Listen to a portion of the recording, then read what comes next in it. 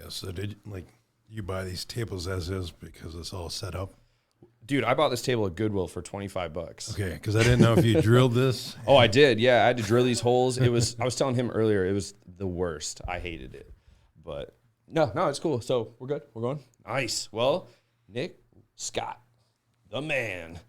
That's exactly we're it. here. Here we are, right? Dude, how fun was Saturday?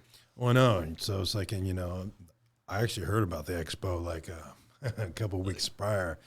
So I just decided to go because, I haven't heard much about that. But I was shocked to see everybody there because it was like a lot of people in the industry was there, and it turned out really phenomenal. Yep, I had a blast. I was so happy we ran into you because I just went there with the sole idea of meeting people, kind of networking for the big Fit Fest, and then bump into you. And it was so nuts because it's like I was telling John, like I remember meeting you when I was 18 years old, almost 12 years ago. And in Boise at the bodybuilding.com expo. And then what are the odds? 12 years later, we're here. Yeah, that was many years ago. Because in 2008, that's when I got signed from bodybuilding.com because I was like one of the original athletes. And then it's just crazy here, 12 years later, here we are again. In Austin, Texas. Exactly. That's what it's about. It's about being consistent. So. Yeah. I never would have thought I was out here, but I was always intrigued because I would see you at the expo, and I was always very intrigued by your story and a lot of the stuff you overcame. And so kind of for people that might be unfamiliar with who you are and everything you've been through, like let's run it back and kind of start from the get-go in the beginning of the Nick Scott story. So yeah, so before we start that, Josh and I never met each other until Saturday. Yeah. We just happened to run into each other because it's about networking. So I've been doing this networking since 2006 to grow this around the world. And here we are. So it's Saturday and we met, we networked together. Then it's Tuesday. We're doing this. So this has given, the people and the fans the understanding of how things work. So a little bit about me, if you don't know my story and stuff like that. When I was 16 years old, this was August 17, 1998. I was 1 week before my junior of high school. I was just going to football practice. It was 2-a-days. So it was about to be a junior in high school. So I was just going to football practice, and my left front tire blew out. It just popped, boom, as I got on the bridge, and it pulled me to the right. I didn't want to hit the side of the railing on the bridge, so I pulled to the left. And when I did that, I saw a vehicle coming toward me, but I saw the woman in the windshield, and all I could think about was don't hit her or crash, don't harm her. So I just pulled to the right. So I dodged that, and I went back to the right side of the bridge, and I didn't want to hit the railing again. So I pulled to the left, and my vehicle skidded sideways like this, and I started to skid. And I got off the bridge, and I go toward the ditch. The ditch wasn't deep. It was a slight slant, but I knew I was going to hit, and I knew I was going to crash. So all I could think about was to close my eyes, and I loosened my grip, and I told God, I'm in your hands now. And that's when I hit. And I felt the car going around in circles. And all I could hear was the glass shattering and the metal crushing. And the next thing I know, I opened my eyes, and I was looking at the sky. So long story short, the ambulance came. They put me on the stretcher, neck brace on. And then all of a sudden, I went to the emergency room, and then they cut off all my clothes. So I was completely naked, and they put a tube down my nose to go to my stomach to suck everything out, right? So you saw this red, black, this is like goop coming out your nose. And so much to happen, and just like right. And I wasn't in pain until I got to the emergency room. That's when I was naked, and there was 11 doctors and nurses around me because they were like debating all this stuff because they didn't really know what was going on. So I got x-rays. The next thing I know, I was in a helicopter. I passed out because they gave me morphine, and I was allergic to morphine, and I reacted. Yeah, so right, you're in all this pain, right? And then here's morphine, but I can't take it because I'm allergic. So I passed out in the helicopter, and the next thing I know, I woke up in the hospital a few days later with my mom by my side, and the doctor just comes in. He bluntly tells me that I'm paralyzed from the waist down. I would never walk again, and he turned his back on me and walked out. My mom was furious, like how he said, right. And I didn't understand at the time. So I instantly broke down and I started to cry. And then at night, I just asked myself, I was like, why me? There's so many bad people in this world. Why is this happening to me? Because that's the thing of all. It's like, why is this happening to us? So that's when I thought about suicide and like I hated my life. But that's kind of like the gist of what happened. Yeah. I mean, it's pretty unbelievable. Just kind of what was that doctor's deal? Just like, hey, here's your life just changed forever. Have a good day. Like, right. So what happened for years, I wanted like, I'm going to prove him wrong and all this sense. But the reality is doctors, if you put yourself in their shoes, you have to make these calls and they're just doing their job and they gotta, you gotta have compassion, but some doctors will just look at you as a piece of meat because they're just getting the job done, because it can really mess with you psychologically, especially I couldn't cut open people and do surgeries, mess with people's like eyes, spines, nerves.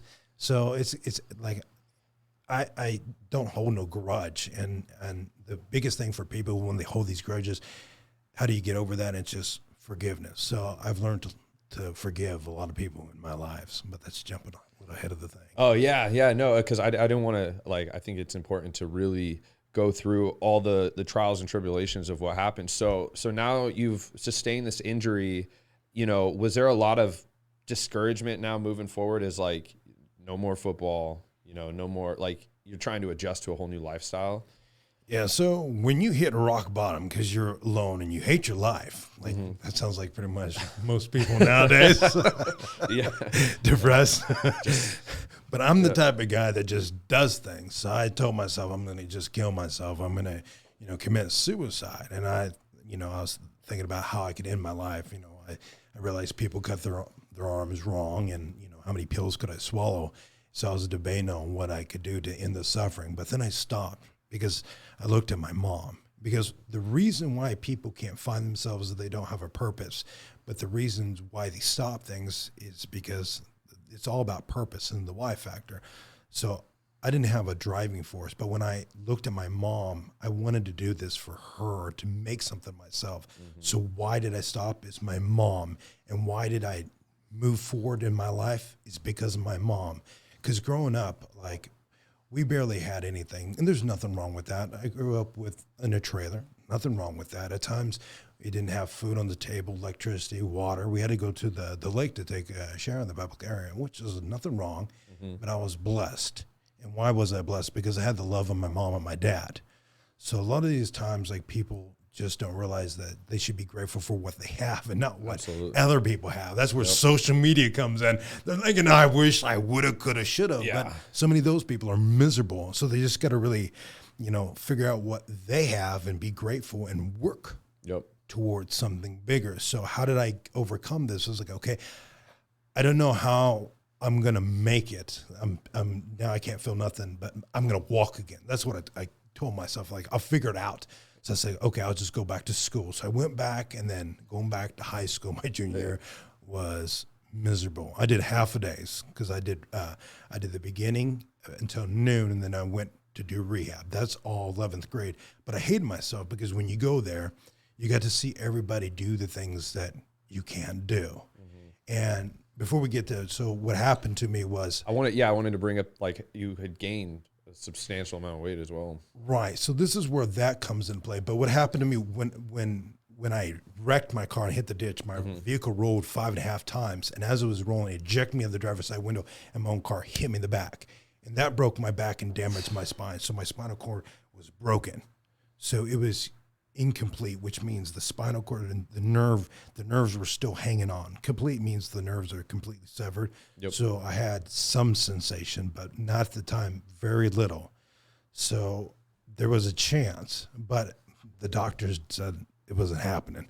So you just try to keep on moving forward to try to better yourself.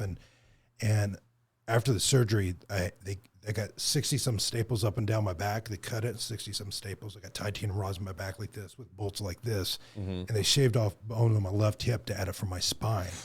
So it all stuck. But I wore this big chest brace. So going all my junior year, I was very limited. It was hard to move. I couldn't even move my legs. I had to, like, grab it up and kind of like, I was like an infant, relearning everything, and I hated it.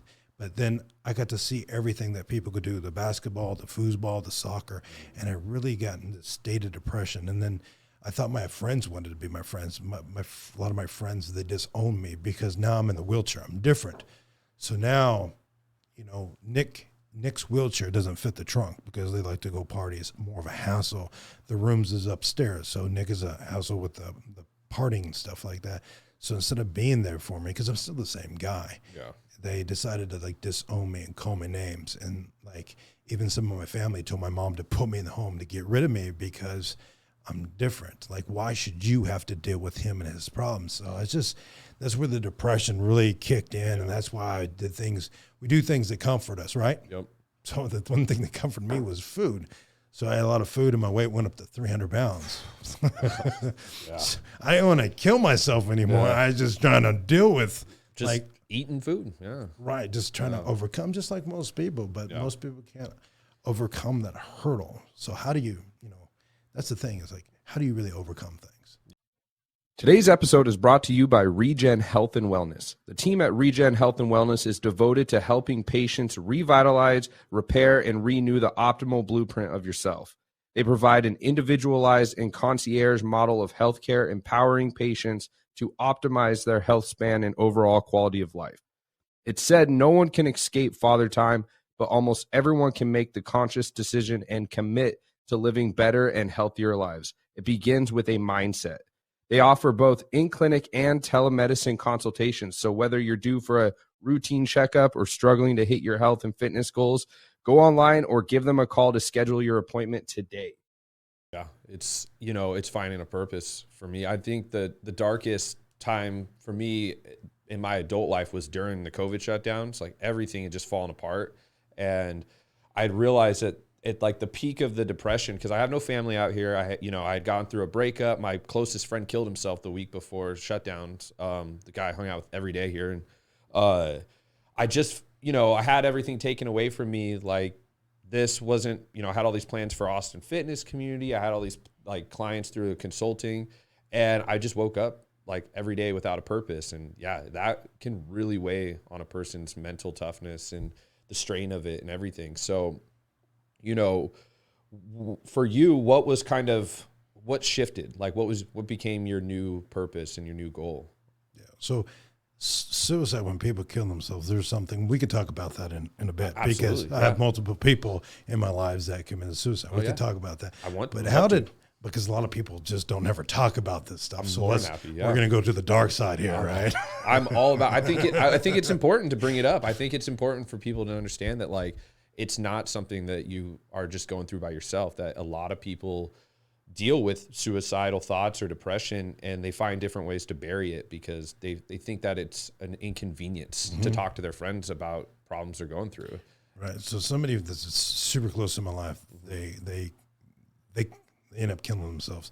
And then the person that's really close to them, like, everybody was saying, I'm sorry. But think about it. You don't want to hear that somebody says, I'm sorry. You just go to that person and saying, just talk to them. And with just talking to them normal, they'll open up, because you don't want to hear, I'm sorry, how are you feeling, all that stuff. Yeah. Because then you start to feel like you're a charity case almost. Like you feel like you're just bothered. Like it's not a real interaction. Right. And when people are struggling through this stuff, and the key is just to talk to them normal, and don't push yourself on them, because, if they really want to talk to you, they'll open up. So he shut down everybody, but he was opening up to me because it was the approach. It was communication. And most people don't know how to really approach people. Even somebody in a wheelchair, they're like, oh, they want to know about why I'm in a wheelchair. It's like, just ask me. Yep. But then it's like, well, what if what you ask? And then all of a sudden they're like, oh, no. It's like, that's because if somebody says, no, I don't want to talk about it, they're still struggling inside. And sometimes it's best to just talk about it. But some people may get offended, but this is just the nature of the beast. Yeah. But most people, about 95% of people with amputees, missing arms, missing legs, they have some sort of story, some sort of scar. And the scars are the battles that we overcome, and we won. Yeah. And a lot of the times those things can really inspire someone that might be struggling with their own, current dilemma or problem or something that they're going through, their trauma. And, sometimes just to meet someone that, has gone through something similar and found ways to cope or overcome their own struggle can really motivate someone to. Yeah, because a lot of the wheelchair guys, when they do the competing and stuff, and we'll go back to the story. So a lot of the people come up to people in wheelchairs and like, "Oh, you're such an inspiration," and some of the guys hate it because like I'm just me. I'm just focused on my life. But then I'm telling them, it's not that they're saying you're an inspiration. It's what you've overcome that 100%. You struggle, because so many people are fighting this battle. So even people with disabilities, when somebody says you're an inspiration, and they take offense to that because they don't really, it doesn't register that it's that they've lived their life, but they don't think nothing of it, because it's just like you know, it's like if something happened and your arm got chopped off, right? You got one arm, you got a nub right there, right? Mm-hmm. And then people are saying, "Oh, you're such an inspiration." You may not think of it like that, but they're just saying, like, you know what? I couldn't. They're basically saying, "I don't know how you would do it because I couldn't see myself doing it." And the truth is, nobody sees it. It's just that you're thrown into these situations. Yep. Yeah, you just you deal with the cards you're dealt, and you can either make or break you. But it's I kind of coming back to your this story is like you decided to not let that define you. I was watching kind of what you sent me the other day, just kind of have it fresh in my head, and that was something that I thought was really cool. Was you decided to take a whole new approach and find something, a purpose again, and that was through weightlifting. Right. So that's the whole point of this. So when people get depressed and suicidal and they hate their lives, it's because they don't have no purpose. And I didn't feel like I had a purpose. It was not until I realized that the one thing I did have was bench press. Because if I couldn't do basketball, baseball, track, all this stuff, it's like, what could I do? Mm-hmm. What could I be amazing at? And it was a bench press. So I even had a chest brace on, but in the reality is the doctors limited me to 5 pounds, because what happens is if I lifted any heavier, the staples that was still on my back, it would have opened up. Oh, shit. Yeah. But I told the doctors, like, if they open up, can't you just go back in there and close them? Yeah. Because it's all about a perspective, how you see things. Either it's good news or bad news, but the reality is just news. It's just what we associate life is. So if we look at a different perspective, so I didn't think, why did I lose basketball? Why didn't I can do these? I don't think about that anymore. I now focus on being the best bench presser that I can be and dominate that. So all my energy went to trying to make things happen versus living in the past. Because that's why our windshield's so much bigger in the forward versus the rear mirror looking back. So it's that we need to keep figuring out, what are we meant to? And why did I want that? Is because I wanted to make something to make my mom proud, because I'm still going to do rehab to try to figure out how to walk again. But this is to try to figure out something for me. So then I realized the school record in this competition was 275 pounds. And it was a competition coming up December of 99. So I waited a whole year to do a competition because I didn't care what the doctor said, but my mom, she was so I cared what my mom said, but I kind of still lifted without people knowing. And what happened was I waited a year, then I did the competition. The school record's 275 pounds. The guy in the weight division, he pushed up 285 pounds. And when he was done, I said, just leave it on. I need to warm up. Oh, shit. I wasn't being cocky. I was being confident because I know who I am, because I know whose I am. Yep. My faith is very strong. So that weight meet, I pushed up 350 pounds.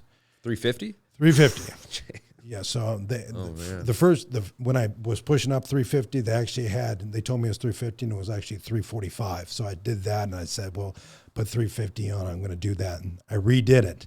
So the point is, I broke the school record. And from that, it wasn't about me. It was just making a statement. It wasn't about winning a trophy, but it was, because my mom was proud that I won these trophies and medals. So I got obsessed with winning to give my mom a trophy. But then to make a statement, I wanted to dominate school records. So that's what I did after that. I would focus on being the best, and I dominated all the schools. And then I got all these medals and trophies to bring to my mom to make her proud. I got addicted to that.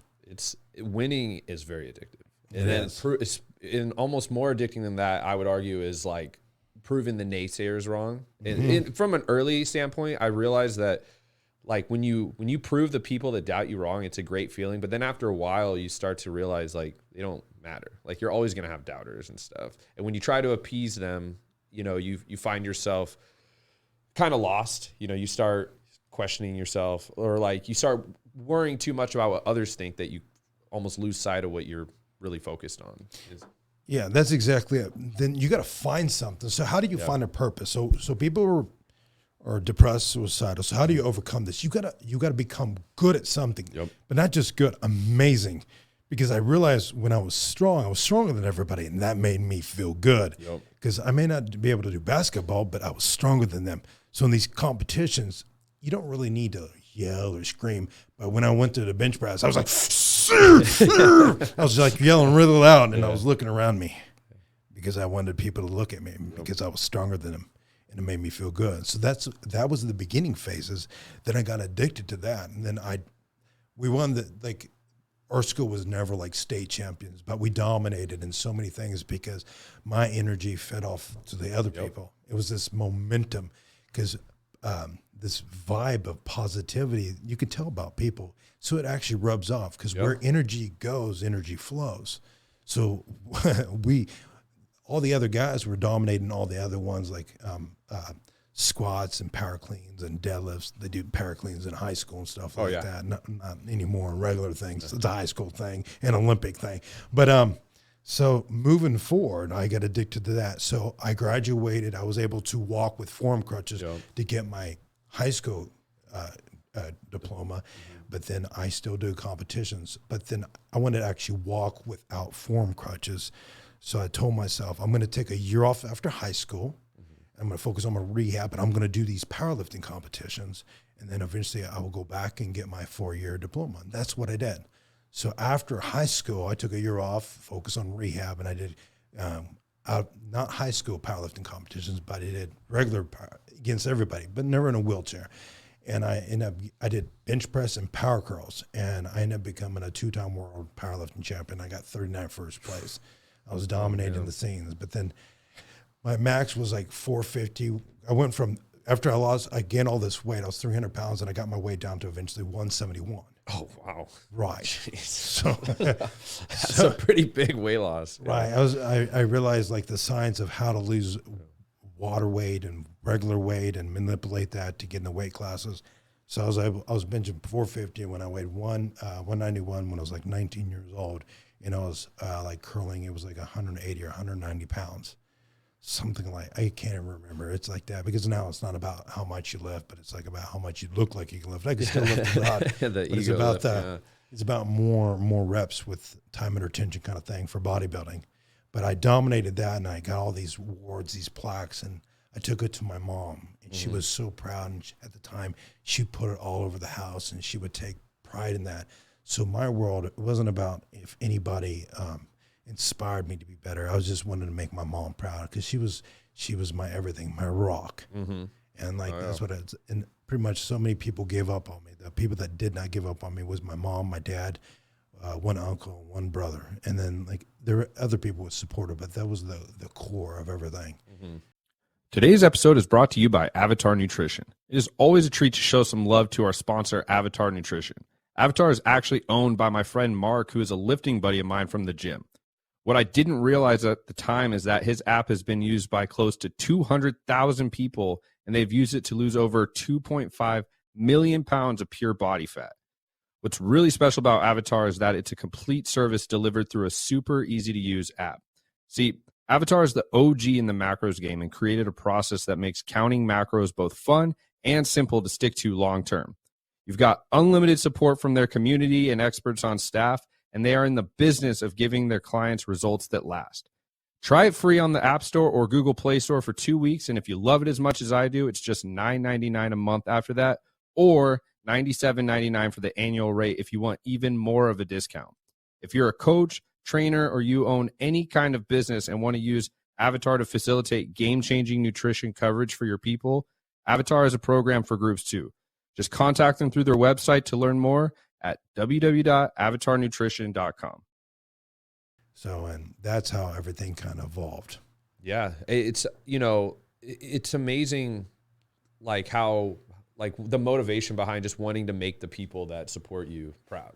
You know, a lot of like, I have some of my closest friends and family are like the biggest supporters, and they try to help me in everything. And I'll always tell them about like cool wins I have, or even like Saturday, you know, you and me walking around and, you know, just getting to meet all these people. I would always tell them like, we won big today. Cause you know, it means nothing to me if I don't have anyone genuine to celebrate it with. Like it's a really cool accomplishment to have, but you know, at the end of the day, it's nothing better than when you just make someone that believed in you from day one proud, like just seeing them almost kind of win with you. And it's always a really touching feeling. And so you're competing in powerlifting. How does bodybuilding now fit into the life of Nick Scott? So as I was doing the powerlifting competitions, I realized it was just mainly guys doing this, right? Maybe a girl here and there, but in high school it was different. But out of high school it's different. Then one day I just realized like only guys care about how much you lift, bro. Oh yeah, how much you bench, bro. A woman, you could put 45 pounds on the bar and a plate on each side. And she's like, "Ooh, you're strong," but she's like, "Let me see your six pack." Oh yeah, you're right. I was done with that, so I was just done. But after 1 year, I did start going back to college. So I was doing powerlifting competitions. Then I got back into college, and then I was thinking, who am I going to be? Because it's about to get into the whole bodybuilding thing. It's like, what am I going to be? So then I was thinking, okay, I did the bench press. So and all this stuff, I can be a trainer, but I want to go to college to learn business because one day I'm going to open my own gym. Yep. Sounds like a plan. Yep. It's like, that's what I stuck with. I'm like, I'm going to get certified, and then I'm going to get my business administration degree, and I stuck to the game plan. So, but then I got involved, and then I got involved to people at the college. They found out like my background, and they introduced me to the woman at the gym. She was married to the strength coach at Auburn University, and he asked me if I wanted to be the assistant strength coach. So I was actually like multiple years assistant strength and conditioning coach for the university, which most people I don't really talk about that, but and a couple, that's cool. Yeah, we won championships, and a couple of them got signed to the NFL, and like one of the athletes got a Super Bowl ring. Oh wow! So and that's what it comes down to. And but then how did bodybuilding come to that? So then I had this urge to keep competing, and and I got obsessed with that because I missed the powerlifting at times. You know, everybody was, because I'm younger than some of these guys, but I'm their strength coach, and some of them didn't know if like I'm really that. So I actually put on a powerlifting competition at the university and invited all the football players, and a lot of them did do it, and I dominated all of them. Just give them a reminder. Right. And I just pushed up 405 easy, and I didn't go more than that. I was like, yeah, you know, just to prove a point. It's like, coach, that's how it comes down to. Because like I want to be like, you know, there's like Star Wars. I want to see myself as Yoda. Yeah. You know, just like nobody messes with Yoda. He's that guy on the board, but nobody messes with him. Yeah. So I saw myself like that. So then as I'm graduating, I did graduate with my business administration, and I walked across my college graduation, but I have braces on. They're AFOs. So I was able to walk with those. They keep my feet at 90 degrees angle. Let me show you. I'll pull it up so the people can see. Take off my gold shoe. Oh, so there we go.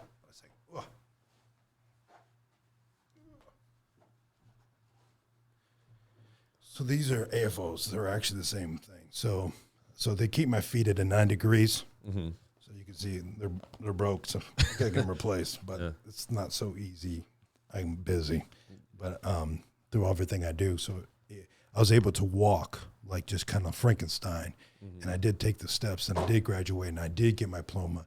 And if you watch the video, I point to the audience because that's pointing to my mom saying, "This is for you," because it's making her proud. I did do that. And then, so that was the accomplishment. But then there's the whole powerlifting competition. Like, how did this bodybuilding?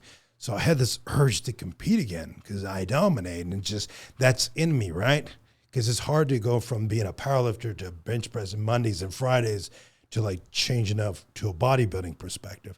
So I was Googling and it was the fall of 2005, if they have bodybuilding for people in wheelchairs. So I Googled it and barely found anything. But then I saw, this competition in Florida. It was the 2006 NPC Wheelchair Nationals. I was like, I'll just compete.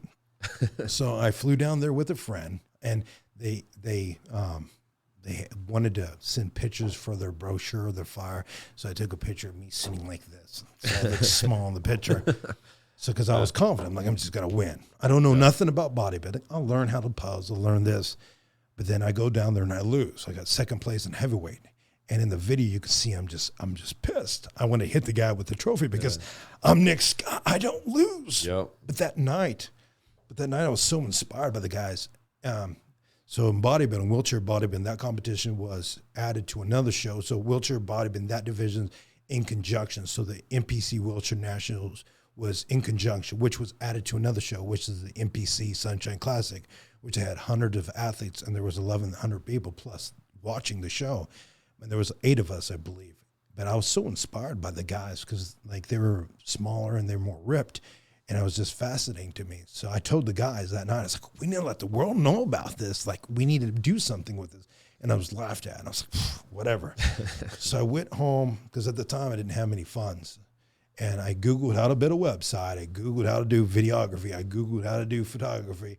And I started to just teach myself because if you don't have the funds, you just find a way to make things happen. And I didn't know how to do a website and hire somebody. So I built a website. I learned how to do that as well. So you just kind of winging, right? This is back in 2006. Oh God. This is before like templates and like the simplicity of like. Right. This is actually learning to code. Yeah. Like C++ and all that stuff in the brackets. So people don't realize like it's much different back then. So I did this whole thing and I started to push and started competing and did more shows, and I just led the sport by example. And then eventually I was like, you know what? We need to make this a professional sport. Because I was hunting down people all over the world. It's not so easy. Back then it was not easy because you don't got Instagram, Facebook, and all. This is talking about the pre-MySpace days. Pre-Tom. Remember MySpace? Oh, I remember MySpace. Top 8? I just talked about this on the last show. Yeah, the top 8s. And then like you do top 12s. You would some serious drama. If like you move someone. Yeah, I know. Like, You move somebody to like. It's like today's unfollowing. Like it's a big deal. Were you around then? Did you have MySpace? Yeah. You remember MySpace? Oh, yeah. You could. I was rocking with MySpace. Yeah. Oh. You would always check the people that you're on their top 8 because it made you feel good. Yep. But if they moved you, you're just like, what did I do? do? Yep. It was, and then you always had the song. You had the song to like that represented you and your MySpace profile. And oh man. Because I remember because I liked making my. Because since I did website, I was able to customize my page. Yep. Whereas everybody had a plan, I was able to do the graphics and all this stuff to mine. And then Facebook came out. I was like, Facebook is just too bland. Yeah. That's how it was. And then I just kind of, MySpace, they did their thing and they kind of collapsed. But I actually used that as a platform to connect to some of these athletes and doing the Google searches, the Yahoo searches, and whatever searches to find these guys. And I slowly put, these contacts over in Thailand, Poland, Sweden, Italy, all over the world. I mean, it's like, and sometimes you just go to some forum or whatever and say, do you know this guy? And it takes weeks of going back and forth to finally finding that athlete. That's how difficult it was. So I put the pieces together and I built the contacts, and I was like the guy that's between everything. And I eventually had the list. And I was like, you know what? And I went to the promoter and they still wasn't having it. And it frustrated me. I'm like, why can't there be a show for pro? And then a lot of people gave me a lot of excuses. We'll keep that simple. A lot of excuses. But eventually I was frustrated. And then that's when I eventually came across Bob Ciccarola in 2008. And he said, the person you need to talk to is Jim Mannion. Yep. So I got in contact with him. So we went back and forth for a long time. But eventually he gave me permission. He granted me permission to make the pro wheelchair happen within the IFBB Professional League. So it was granted access. So now I was able to put on the first pro wheelchair competition in October 2011. But it was so difficult because there's a lot of things that I was just not told about putting on pro shows, and I just assumed a lot of things. But it was even more complicated because all these athletes were amateurs. I still had to get these guys. See, even if you do a show and they say you win your pro card, you're not technically a pro until you sign the pro form that says that, like the membership, the IFBB membership. You have to sign the contract that says you're a pro. Okay, so a lot of these guys were hesitant to that. It's like, well, why wouldn't a person, like, why wouldn't a guy want or woman want to be pro if they won the show? So they put that stipulation in the rule because imagine in bodybuilding, there's the banner weight, the very smaller guys. But then as soon as you sign the contract, there's no weight division, no height division, nothing. It's just you will go, if you are 113 pounds and you're going against a 300-pound bodybuilder, you guys are going to be compared side to side. And it's not going to look good for the small one. But if the small one brings a better package and totally, can bring it, they can still win because there's a lot of factors that go in there. So a lot of the guys were willing, but then they said, well, Nick, if we competed this one show and there's not another show, what do we do then? I was like, well, I'm going to keep this going because we're going to do it year after year, and then eventually I expand. So they were going off my word to make this happen all over the world. Some of the guys would not sign the contract. So they did compete at other shows, other nationals after, even though the 2011 the pro show, but eventually they converted over to the pro. Yeah. It just took a couple years to get everything in place. But it's not so easy what people thought in the beginning. So I was still competing. So what happened was I got everybody was to get approval in 2011. So I won the 2011 NPC Wheelchair Nationals, or 2011 NPC Wheelchair Nationals. I was the overall champion. I beat everybody there. So that's how I earned my pro card. But it was soon after that everything got actually approved for IFBB pro status. So then all those athletes got. It's only at that time it's the only overall winner at the NPC Wheelchair Nationals that was able to get their pro cards. So all those past champions, they were backdated. So then they got their pro cards. Okay. So it goes back to 1994, which the first champion there was Ludovic Marchand. He's from Thailand, which he's actually technically the first one. So it goes from that moving forward. So that's how it all started. But then the first pro qualifier was actually the 2011 NPC USA Championship. That was in Louisiana, which Harold Kelly won that amateur. He competed in 2010, that show, but he competed in 2011, and that's how he got his pro card, which that's your current Wheelchair Olympia champion. And he won the 2011 Houston Pro Show, the first pro show he won. So that's how it all started. You were like the biggest advocate, just trying to make things happen. So yeah, so I'm the guy that made everything happen around the world. So that's where it all comes in. So that's how it all comes about. So how does this whole thing with me, with Arnold, the Olympia, all come to play? Yeah. So I was competing, and at that show, I was second to last, the first one, 2011. So then I realized I got to step up my game. So I hired the best coaches in the world. I hired George Farrell, Honey Rambach, and I went through a couple coaches and stuff like that. And then, because I wanted to understand, like George Farrell got me my pro card, and then I worked with him for some time. But then, I switched up because I wanted to see I wanted to gain the knowledge. Like George is phenomenal. Yeah, and they're all phenomenal. Today's episode is brought to you by CBD Online Xpress. CBD Online Xpress is a fresh, up-and-coming CBD company that strives to offer the highest quality products at an affordable price to help you in your everyday life. They offer a variety of products such as tinctures, edibles, flower, and even their new recreational line, Oxed Up. They also have plans to introduce water and an energy drink later this year. Go to cbdonlineexpress.com and get your products today. But it's like I gained the knowledge so I can kind of equip myself with tools. And then so what happened was, so I slowly went from being second to last to being eventually the runner-up. Harold Kelly was dominating everybody, so I was catching up. And then, it's very difficult because here I'm the guy I'm the one that made all this happen. So in 2008, I actually made Wheelchair Bodybuilding a 501c3 nonprofit. So it's a nonprofit. Oh, cool. I got a board. So that's where Wheelchair Bodybuilding Inc. is. WCBB means Wheelchair Bodybuilding. So here I'm pushing all this stuff. I'm the president, the CEO, and the founder of all this stuff. And to make the Pro Wheelchair show happen, you gotta have prize money. So I was funding that as well. I was putting it on with the promoter. I was making all this happen. So imagine, how's the guy actually going to be? Because the only way I could actually dominate, actually win, is if I would actually have a clear cut. I would have to really go beyond all of them. And it wasn't until the 2014 Dallas Pro that I actually dominated everybody with a perfect score.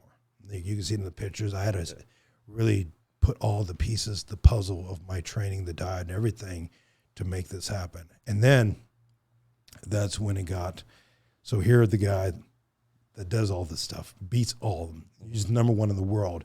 But there is no Arnold Classic for the wheelchair. There is no Olympia for that. So that's when I was offered the situation to be the voice of, wheelchair bodybuilding for the NPC and IFBB Professional League, because it was a conflict of interest. Because now it's growing up, and then now all these athletes are coming out of the woodwork. So now it's a conflict of interest because you can't have a promoter competing at the whole show.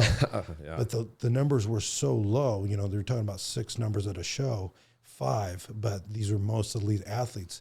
But at times there was 3 of us in the beginning, like 2013 and so forth.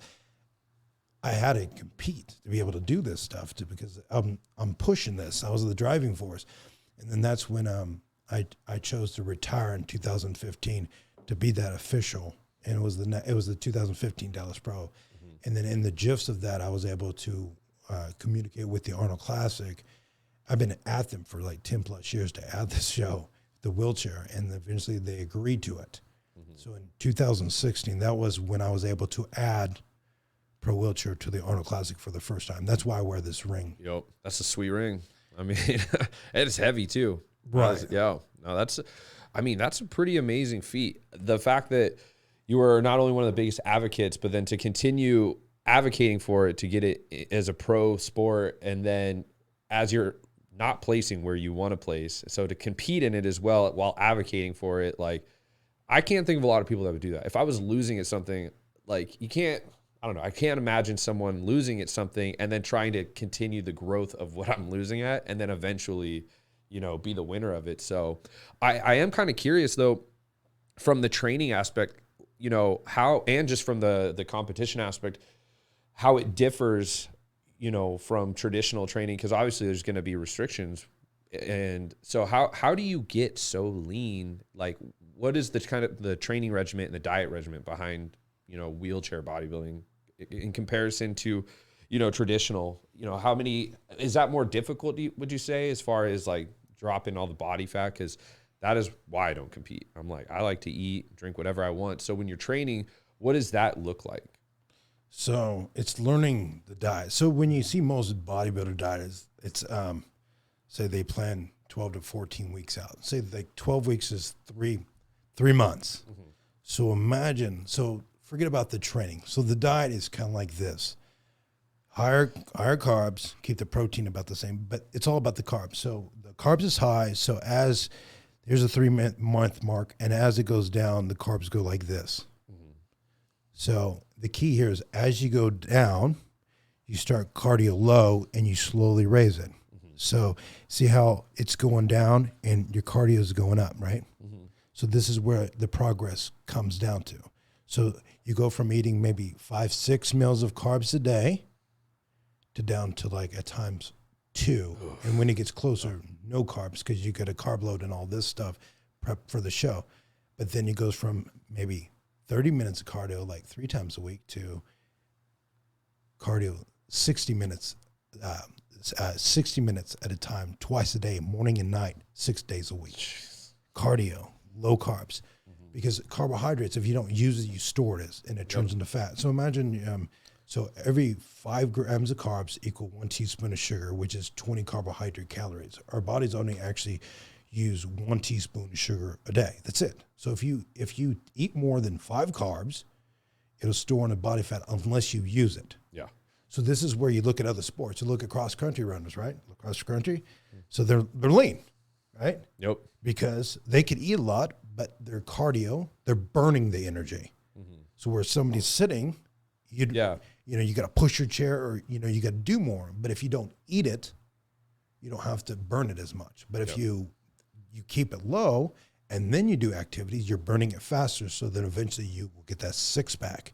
It just takes time. Yep.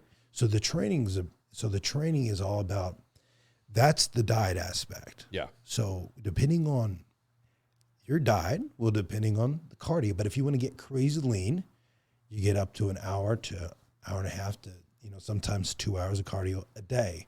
You just do whatever it takes to get the job done. And when you look at yourself in the mirror, if you're not as lean, that means you're eating too many carbs. For most people, there may be some variables, but probably about 95% of the people, they're eating too many carbs. That's all it is. But it's just to look good for one day. That's the goal. I'm not talking about, trying to do a whole lifestyle. Yeah. That's a whole different conversation. But what you see out there, that's the mark. You focus on a day. Like I'm going to be guest posing October 15th. Yep. That's the dead mark. I've over about 6 weeks, I've lost about 25, 30 pounds. I'm going to go about 25, 30 pounds I'm going to lose to get shredded up for that show. It's just manipulating of that. Like I did 45 minutes cardio. So I'm about 3 months out, and I'm doing 45 minutes of cardio 6 days a week right now. So that's the part I'm at. And what's your cardio? Like what specific cardio exercises are you doing? So with mine, I used to do pedal. I used to sit behind a bike, and I pedal with my hand, and I did a eugometer machine. It's like a bicycle set up. But I'm able to take off my braces, and I can use the Olympical to an extent by holding on. But my cardio is very unique because I can use my legs some. Oh, okay. It's about trying to figure out what works for you. So this is all it is. But some athletes, if you can just get your diet down, you may not need that much cardio. But mine, to be very sliced and diced and crazy like that to an extent, for me, I have to have a lot of cardio. Yeah. So, because if I eat carbs, my body blows up really fast. But everybody's different. So this is why you got to learn to be the master of yourself. So that's the kind of gist of that. The training just, so the key here is the ideal for an average person is 8 to 12 reps. Yeah. The goal is you aim for about 12 reps. That's the goal. So aim for 12. If you can get 12 reps, that means you're going too light. So then you increase the weight. And if you can't get 8 reps, you're going too heavy. It's that fine spot. But when you become advanced, you got to really just fill the muscle, and you want to hit more reps because it's about flushing blood into the muscle to expand. Yep. So that's where most people don't drink enough water, vitamins, because you're taking the water and stuff to flush. Think about, you're trying to put water all throughout your body, and when you're pumping, it's going to help give you more of an exclusive pump. Yep. That's why, like, if you don't feel hydrated, you drink a bottle of water before you go to bed. And there's little techniques that you can do that's very advanced. I mean, most people, it goes over people's heads, but there's different techniques that you can do that can really get a lot of progress and to be able to do that. And it's just, I use different techniques I studied over the years. Like, you seen that, I was like, I'm heavy, but then all of a sudden, if you look at my competitions, my body's skin tight. Yep. So for years, what I did is like, so most people don't know there's techniques to make your body tighter. So before I tell you what I did, think of this concept. So you see those guys that like hit sands and stuff on their knuckles, and then you see they get calloused. So if you do stuff to your skin, right, would you agree that it kind of like your skin can adjust? So rubbing alcohol makes your skin harder. Oh, really? Yeah. How so? What is I have no idea. I just know science. I don't know. I read some stuff like, because like preparation H makes it harder too. I didn't know that. Yeah, so I tried to for other reasons, but I use. But if you do it, I used rubbing alcohol all over my body, and I was consistent for X amount of days. But you have to be careful because of the smell and stuff like that. But I use different techniques to like tighten up my skin over the years of doing stuff. It's just little. Most people don't know. That's like one of my advanced like technique. It's not for everybody. And people, when they hear that, are like, what? Like, You'll always get those people. Though. but like, that's just what I'm not saying you got to do it. I'm not saying for people to do it. I'm just saying that's a little technique. That's how I become like number one in the world. And that's how I dominated. Little technique there. By the way, yeah. So for wheelchair bodybuilding, what do the judges specifically look for then from a competitor on stage, like from posing aspect? Yeah, so wheelchair bodybuilding is men's open bodybuilding. So, you know, the big boys, that's just the wheelchair version. There's other divisions, but right now it needs more athletes. There's, you know, in order to do like men's physique, like there needs to be more numbers, and then it could be talked about adding a pro division. So right now we're just talking about, it's just men's open bodybuilding. That's what pro wheelchair bodybuilding is. Yep. It's bodybuilding, men's open, in the wheelchair. So how did the open get judged? You know? Yeah. It's the same thing for the wheelchair, except for waist up, not the legs.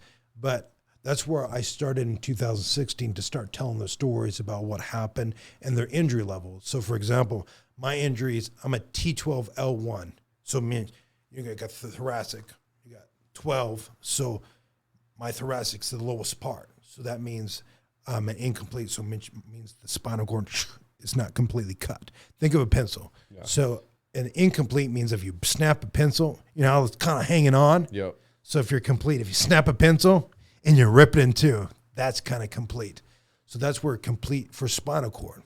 So that's where if it's a higher injury, they may not have abs. So my balance, I can lean forward and go up, and I got good balance. But if an injury is like more like T5, they may not have abs, and they may have like really bad balance. So if they go side by side, they can't get back up. So that's going to affect their training. So I tell this stuff so the judges can look like, okay, this is what they come. But at the end of the day, this is bodybuilding. Whatever you bring on the stage that's it.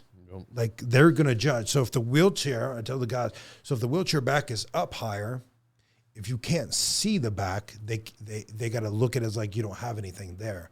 You only get judged with what you see. Mm-hmm. That's why it's a strategy to beat the person next to you. That's why I don't know if you can see my chair. Mm-hmm. Can you see my chair in the screen? Mm-hmm. Yep. So if you see like right here, I actually cut this. The bar's cut in the back, and I cut this so I can push this lower. So when I hit my back poses, it shows the lower part of my back. Because if I'm able to show the lower part of my back, it's smaller. So that means my upper back, it's more of a bigger V. So then all of a sudden, you're judged by who's next to you. So all it is, so if their back is higher, so it's covering up the lower back, so then maybe their V is not as wide. So mine's back's going to look more distinct. I tell these guys that. Because I want when I compete, it's like, oh, you would get scourged. It wasn't about that. I wanted to dominate everybody to beat the best. And on top of that, if you're competing against it, they got to look the best. I actually paid for the airbrush tanning because I want to make sure everybody was the best tan, the best looked. And I helped them with the posing too, because I want to make sure there's no excuse. So when I beat everybody, I dominated because I was the best. Yep. No excuses. Because most people's like, oh, I don't know if I'm going to win. I was like, I'm Nick Scott. And when you walk around, I got this vibe like here's Nick. I saw it Saturday. Yeah. Right. So, but you've seen the vibe, the aura, but you gotta see your value. Yep. And the athletes, I could see the fear in their eyes because they knew like how serious I was about this when I was competing. And then the fans, I was a huge fan favorite because everything I've done and with the cheer and all this stuff, because I owned who I was. I embraced my disability. I embraced who I am, and I'm not ashamed of it. That's the difference. And most people's like, well, how do you find yourself? It's like, just be good at something. And I wanted to be the best at that, and I became the best at that. Got to the point I was the best where the head powers saw value in me, and that's where I was able to make the Arnold Classic happen. Today's episode is brought to you by Line 1 Nutrition.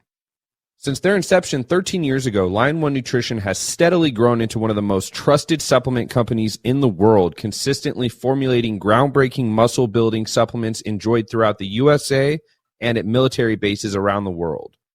Excellent customer service is a staple of Line 1 Nutrition and is a big reason they've maintained a dedicated customer base with clients who reorder time and again. Line 1 Nutrition's products aren't the garden variety proteins and pre-workouts found on the shelf. They've spent years developing a line custom engineered to exceed normal standards and meet every need, from mind-blowing pre-workouts to incredible joint support with CBD, and even green energy Malaysian kratom, which provides fantastic stress-reducing, anti-inflammatory properties that benefit athletes of any kind. But where Line One has really made their mark is with their lean muscle-building supplements. No other company can match Line One's unique, potent, proven effective muscle builders. The bottom line is, if you're serious about taking your physique to the next level, visit www.line1nutrition.com today and use code AFC15 to save 15% off your entire order. And I think, that type of attitude, I hope a lot of people watching, or that might even be in a similar position, kind of take note, is because, it's what you told me Saturday too, when you were introducing me to people and stuff, is like, hey, don't worry, like own who you are. Like you have a good thing going. Like don't worry about the, what they're going to think of you. Like just know who you are, own it. And, they'll respond to that. And I saw a huge difference, from how people did respond, when I would talk with a lot more assertiveness and confidence and, and again, it's just, that's what people need sometimes. They just need a little break. They just need a win. And that's why I was so grateful for Saturday and, taking me around. Is you'd be amazed at just, I was having this conversation with a friend of mine where people have so much potential and they almost bypass it because they're just not winning. Like they're not getting any of the wins, but one little break, one little win can set someone up for years and they can do a lot of good. And right. So it's associating yourself with like people that's successful, and you mimic what the success is. So how was I so confident when I dominated everybody? Because I was working with the best at the time, working with Hani. He was training Phil Heath, was doing that. I was working with the best posing coach, Cedar Brown. My posing, I had no doubt. And then my friend, he works for supplement companies and he puts supplements together. So I gave him all this regular supplements like vitamins, creatine, glutamine, and all this stuff. And I said, look at my stuff and see what I'm missing, because coaches do that, but I'm thinking, see whatever. And then simple things like adding vitamin C absorbed to the pre-workout, it does more powerful kick for the pre-workout. And I didn't know that. I didn't know that. So if you look at some of the pre-workout, if it has vitamin C absorbed, it more powerful, potent for the pre-workout. So this is the stuff. That's just some of the techniques. Now imagine like over the knowledge of all this, dealing with all this stuff. So if I'm dealing with the best of the best, how do you think I felt going into that show in 2014? Oh, yeah. I knew like I had everything, but the question is, did they? Are they going to go to the extent of what I did? And that's my competitive drive. And that's why when I did that, and on top of that, I was so fierce that, the guy that beat everybody that says was not able to beat, like they said he's impossible, he actually got third. Because I did stuff like prior to theirs, and I posted on social media. Because before we get to yours, so on social media, I would post. I would like, because every time he beat me, I would raise his hand in victory. Okay, I raised him. I was a lot of run up, but then I posted on social media. I said, okay, when I beat you, I was like, and I hope you have no problem raising my hand. I forgot what it was. So what happened was, he got third, so he wasn't even by me. So so after he got second, I called out winner. He actually rolled out of the way to come over to me to raise my hand. So it was a psychological game too. So I prepped this up because I competed in the UK in 2014. So we competed, but I purposely didn't train as much and as hard. I still got second, and I beat the UK champion that people said was unbeatable. So I had a plan to be good enough to beat the UK champ, but not as good to beat him, because I wanted to dominate. And that's what was my strategy, and that's what I did, because I was so good in manipulating my body with how conditioned and ripped I was able to do that and outpose the guys, and all this stuff is strategies. So that's how I use the same concept in what you saw Saturday night. I'm pretty good at what I do, right? It was the response from people was pretty awesome. And just how, quickly you would just get right to, you were really good at building this relationship with people, especially new people. And then you have this really awesome way of organically transferring it over into business, and here's my car, almost kind of writing the book for what's going to come in the future. Like, what is it? Creating the opportunity, you know? And that was something that it was a nice refresher for me. Cause you know, when you get dismissed 100 times, you start feeling like, man, no one's gonna take me serious. And then you just get that little win and you start creating opportunities. You're not waiting for them anymore. Things like that. Right. So that's why I saw value in you. So now keep this in mind. So people may take it like, oh, he's so cocky about this, but it wasn't about being cocky. It was about, I had to be so confident and so dominant. So all the other athletes and everybody would see that I was 100% serious, because people can see your passion. People can see your passion. And if you're flaky, people can read that. But if I was so like into myself, how is it that I was like, imagine Michael Jordan, imagine like, you know, the best of the best, Mike Tyson, when they're at the peak, they're the best, that they're willing to give up their careers. Did they give up their careers? No, they kept going. But in 2015, I retired. I gave up my career. I sacrificed my career to pave the way to the future. That's how the Arnold Classic was. I was able to give up. Imagine being the best. You just give it up to be able to pave the way for the Arnold, the Olympia. So after the Arnold, and I kept expanding around the world, that's how I made the Olympia happen. But I've been friends with many people for all the years because I travel the world. But people got to see value in you. Yeah, and the absolutely. reason why people overlook you in the beginning, because it's like, well, what can you bring to the industry? But you remind me a lot of myself in the beginning. So that's why I was like, you know what? I'll help you get in with all these people that are here of like what I see in front of me, and I'll get you in faster than you can ever imagine. We were skipping lines too. Well, I'm Nick Scott. I don't wait in line. The first time you said that to me, I was like, well, fuck. All right. I guess we're not doing it. Because I go, oh man, they got a crazy line over there. He goes, I'm Nick Scott. Like, I was like, what? I've never had someone say that to me. I like to joke with people, and well, the funniest part was we didn't wait. He's like, I don't wait, and then we just did. We just skipped, and we got to hang out with everyone and talk to people. And man, I was so fired up just leaving too that day. Like, I had the best drive home, and yeah, I was. It got me so excited for everything coming up, and but. Before I even jump into all that stuff coming up, so now we have what is it? So with the WCBB, or actually for people that might even be unfamiliar with that, like what is that? So WCBB, W is wheel, C right, chair, B body, and then B building. Yep. So, but then people say, well, it could be wheelchair basketball.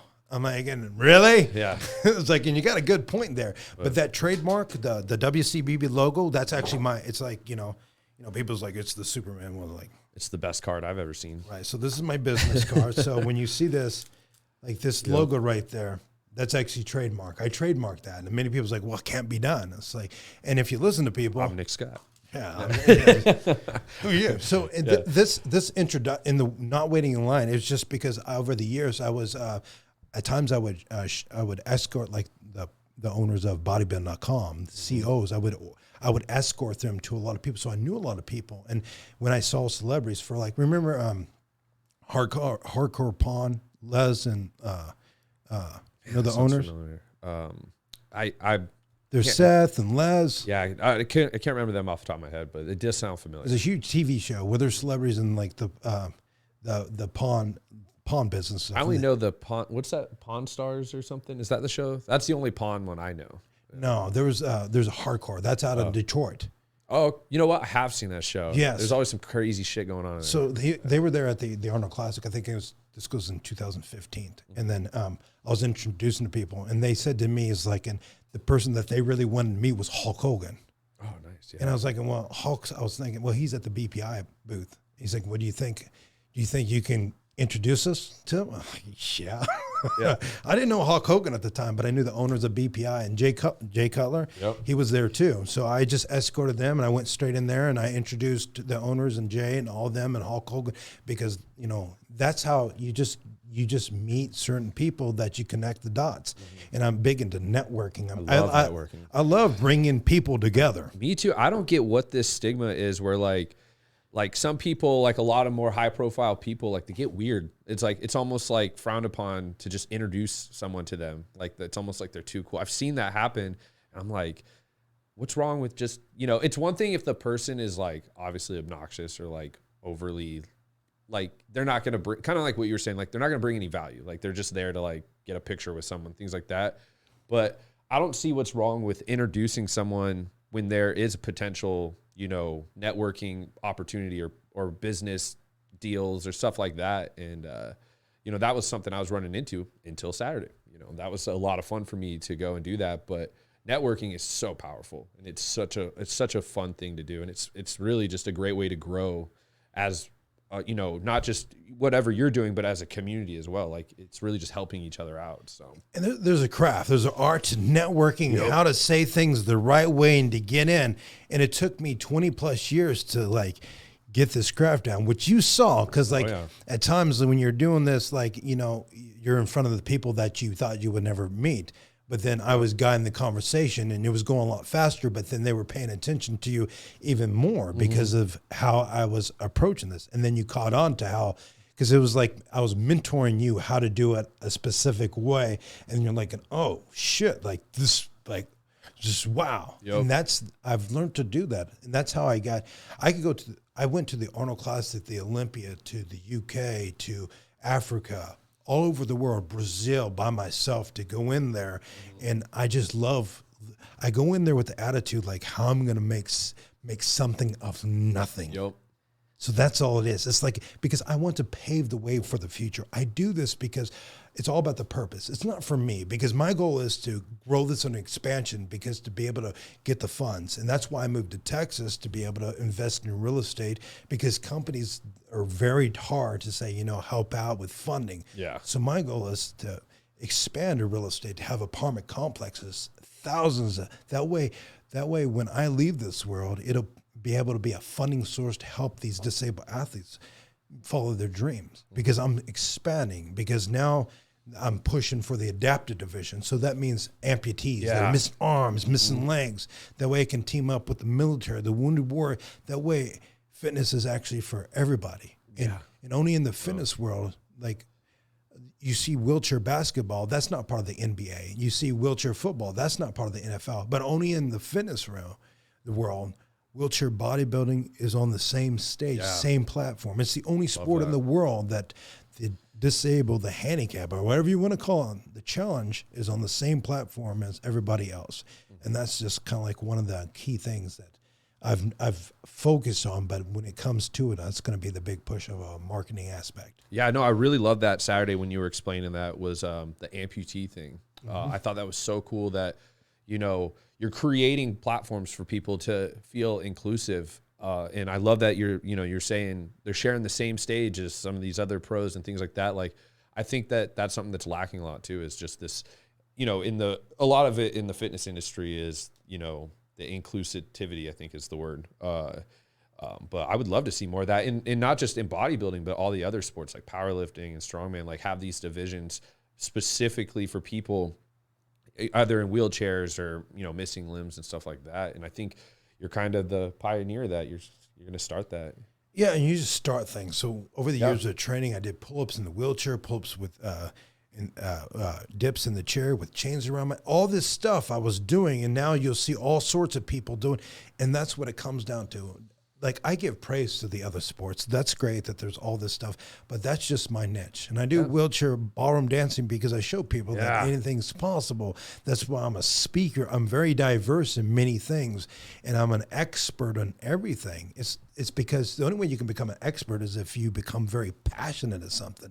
And the way you can convince people is if you actually have that drive, and people can read it in your eyes. Oh, 100%. Because that's why people listen to me, because I have a very specific goal in mind, which was always the Olympia, but also the Arnold Classic. So once I get those, it was guiding all the athletes. So that's how I get all the athletes around the world to go fly anywhere, is because I'm just knocking that, getting too into this. Hold on, I gotta take off my water shirt bottle now. suck. Yeah, I know, That's right? Nick Scott. No, but this is where it's like, you know, I have this vision. It's like, and how do you get people to listen to you? Because you have to have the same vision Like, why do they want to do it? Because they want to be like, oh, there's that water bottle again. They want to be like Arnold. And the only way they're going to be is also, to compete at the Olympia. So they can be like Arnold, like 7 times. But also more important, they want to compete at Arnold show, meet Arnold, which I made all that happen. Because that's the only way that people can really believe in you is if you can back with what you say. That's why 100%. When people see me, that's why, because they know I'm the real deal. Yeah. No, and I think you nailed it on the head. When I do a lot of consulting work for different companies, whether it's, like we ran into the guy that runs that social media app and things like that, I would tell them, hey, I can get you in the door, but they need to talk to you because I'm not going to sell this for you. Like, I talk to these guys all the time about different business ventures and stuff, but if they see you talk about it and like what you were just saying, if they see the passion that you have for your project, like they're going to buy in a lot more than just having a third party, like hype up a company, and I think that's why a lot of people have a hard time like buying into advertisements and stuff is because like, hey, we all know this guy's getting paid to say this or anything. But when you see someone talking about a project that they're specifically involved in, they're much more likely to buy into that and like believe in that product or that person or their vision. And, that I think that that's one thing that why you were just saying that people buy in and really believe in what you're doing is because they see it and then you do it, you get the results. And that can go a long way with people. And, yeah, you got to have skin in the game because you got to put your own money up what your mouth is. Because telling me. Right. That's why I see you're the future because you're willing to do this and start your studio. And it's going to take time because it's a shift of funds and, it's not easy. It's the sacrifice that a lot of people don't want to make. It's like Saturday, I drove down to that Houston Expo. That was the last of the money I had like at that time. And I stayed in the Hotel of Nightmares, like I was telling you, and their blanket was like the one you'd find in the back of moving trucks. And the TV didn't even work, and the AC was like an igloo in there. It was awful. And so, but I was willing to risk all that and go to this expo with the mindset of I'm going to make opportunities happen today. I'm going to do this. And I mean, it went way better than I thought it was going to go. But that's the part though, is you have to be willing to lose everything and risk everything if you're going to make, something substantial happen. Mm-hmm. And that's, I think, where a lot of people get scared and they get spooked. But it's all part of the journey, really. Like, it is because like in the beginning, like you're broke, you don't have anything. Yeah. So, and then people say they want your lifestyle, but then your relationships go, your relationship falls apart. Yeah. Family falls apart. All this stuff because like you're struggling. Because like there's many times I couldn't even afford a hotel. I just stayed in the car rental. But you're squeezing the time to rent these cars, and at times I'm thinking, okay, I would just sleep at the airport. That way I don't do this until I figured out how to make funds. And that's where I started. That's why I started to become a speaker because like trying to figure out how to make money with all this stuff. Like, I was forced to be a really good speaker. And then I went from, being scared to ask, for $75 for 30 minutes to speaking for 5 digits plus. Yeah. So that's how I was able to fund the sport for so many doing different things. It's just a mindset. And it's just getting the, on top of believing in yourself, it's also getting results, making sure it's mutually beneficial. When we were talking to a couple of the girls there, the ones that like want to get sponsored and be athletes and stuff, I think we were talking to the one specific and we were both on the same page telling her like, if you're going to ask someone or a company to pay you, you have to look at it from their perspective. Like, what are you bringing for them? Like, you can be this really sweet person or you can be this really attractive individual, but like, if you're not, if they're going to invest in you, like an investment is where you get a return. And if they're not going to get a return, like, you don't have any value. And it doesn't mean you're less valuable as just a person, but from a business standpoint, like, you got to be willing to, I always look at it as whoever invests in me, I try to get them double and sometimes even triple back with whatever they gave me, because that's more important to me than, making a quick buck on my end. And it'll all come to fruition. And it just takes time, like you said. It is. So today's episode was sponsored by HulkBuilt Fitness. HulkBuilt is your go-to online coach for weight loss.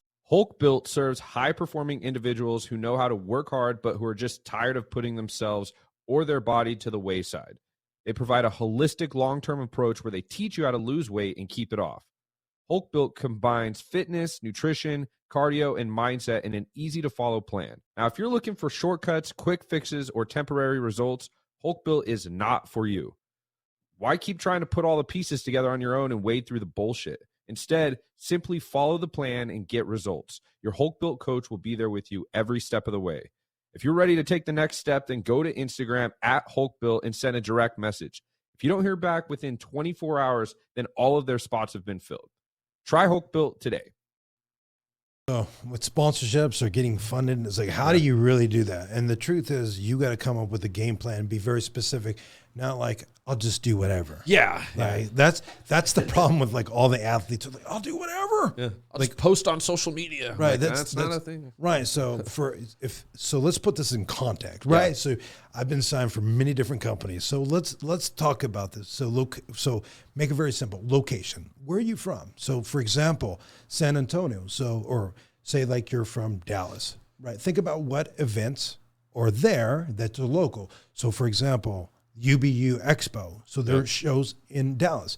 So don't you think a company would hire you to be there because your travel expense is less for you because no hotel, no airfare. So if they have to fly in a model, that's a whole different thing. And some of these companies still pay athletes $1,200 a day, believe it or not. Because I was just at an expo, they were paying them $1,200 a day. And I know that because I know a lot of people, and I've talked to them too. So, but a lot of these companies will do that. Not everybody, so don't get that caught up. So, but you're thinking, well, I want to make that money. At times, it's not even about this. If you want to get sponsored, say, you know what, I will work your booth for free. Just pay my travel expenses, and I'm more than happy to work for free. And I'm share a room with another model of the same gender, because that can get all tricky. Because when they do, because it comes legal issues if they do co-rooming, boy and girl kind of thing or whatever. You got to be very careful of that in the business realm now. But or whatever you want to call you, I'm not going to go on that. That's a whole nother nightmare. I avoid. I started saying that. I'm like, wait a second, I don't want to offend anybody here. Like, I don't. I just stay out of that stuff. Yep. So that's what I stay out. I stay out of politics and all that stuff. But if you're going to be that, you got to have some negotiating skills. So that's how you get in. So before you can ask for money, say like a salary or a payroll or something, just show them that you're legit. Show them that you're willing to go. So the days with bodybuilding.com, there's times like I wanted to be at some of these events and they didn't really put a budget for athletes or models, and I flew out there on my own. But then when they flew to like Germany and the UK, then it's all expenses plus whatever. Plus, but I was getting paid salary from multiple companies. So you got to invest in your name and your image, because that's how I got to some of these other expos like the UFC and the MMA, the whole world of that.